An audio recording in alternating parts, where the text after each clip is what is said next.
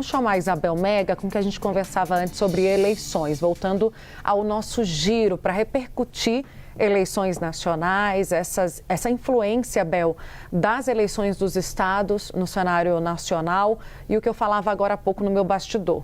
A busca de Flávio Bolsonaro, com muita discrição, por aliados de Romeu Zema, governador de Minas Gerais. Com essa informação, que pesa muito a favor do Romeu Zema, de que Minas Gerais pode ser decisivo para Flávio Bolsonaro. Esse foi o argumento usado pelo senador quando decidiu consultar o entorno de Romeu Zema. Romeu Zema, Bel, disse ontem que não tem interesse.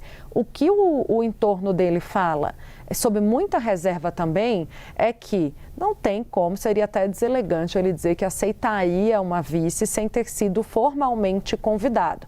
Então, a ideia é de que há o discurso para fora e há uma discussão para dentro sobre os rumos que Romeu Zema quer para essas eleições. Tainá, boa tarde para você, Uribe, boa tarde para quem está com a gente em mais um Bastidores CNN. Romeu Zema tem dito que quer ir até o final na disputa presidencial. Então, a primeira resposta que a gente ouve de aliados, quando há esse tipo de colocação do cenário em que ele seria vice na chapa de alguém, vem sempre nesse sentido. Olha, ele dá indicativos de que vai até o final. As coisas podem mudar conforme as necessidades de acomodação política? Com toda certeza as coisas podem mudar. Esses cenários, eles são transitórios, principalmente até junho, quando a gente tiver a formatação das convenções partidárias e aí sim uma definição um pouco mais clara dessas chapas. Isso falando de o cabeça de chapa, o vice, as configurações também para os senados e candidaturas a deputados federais. Então, Romeu Zema, ele é, neste momento, uma peça interessante e que somaria ao bolsonarismo esse capital político que ele tem em Minas Gerais. Ele foi governador por 2 vezes, ele saiu bem avaliado, ele tem uma certa dificuldade de fazer seu sucessor em Minas Gerais, a direita em Minas Gerais está dividida, mas ele é um caminho e uma bifurcação que o bolsonarismo pode escolher se quiser prestar mais atenção a esse eleitorado de Minas Gerais, que é esse estado considerado a síntese do Brasil. É isso que a gente ouve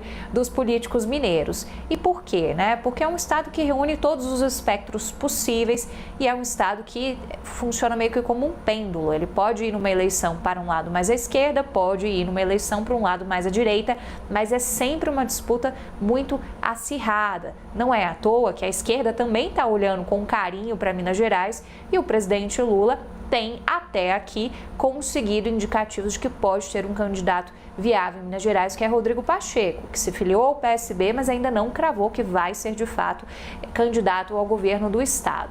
E aí, na bifurcação que eu falava, o Flávio Bolsonaro teria outra opção, que seria tentar ir para a escolha de uma vice-mulher. Tereza Cristina é o nome que mais aparece, ela aqui do Mato Grosso do Sul, seria uma boa ponte com o agro, porque foi ministra da Agricultura e Pecuária, é uma ministra que teve uma boa avaliação junto a essas camadas e são setores que também movimentam muito a economia no Brasil e que têm interesse também em ter essa adesão ao projeto de Flávio Bolsonaro. Talvez já fosse uma adesão mais automática do que seria de parte do eleitorado de Minas Gerais. Então é essa conta que eles precisam fazer para acomodar isso. Agora, Zema tem um fator favorável a ele e que ajuda a gente a entender o porquê dessas sinalizações que vêm do entorno de Flávio. É o favoritismo do próprio Jair Bolsonaro. Jair Bolsonaro, por diversas vezes, a gente trouxe essa informação aqui no Bastidores, sinalizou a aliados que ele recebia lá na Papudinha, ainda na Papudinha, então não é de hoje essa história, que ele gostaria de ter Zema como vice do filho Flávio. Então, no cálculo do pai de Flávio, seria o cenário mais adequado. Agora, tem que convencer o Zema, tem que trabalhar, portanto, esse nome também de pensar como é que as outras vagas na chapa vão dar esse aceno a mulheres. Flávio Bolsonaro tem tomado mais cuidado com esse discurso de pensar na representação feminina na sua chapa e fazer discursos que sejam alinhados a esse papel da mulher na política também. Por quê? porque o eleitorado feminino também é outro eleitorado-chave para a gente entender o comportamento que teremos nas urnas nas eleições de outubro.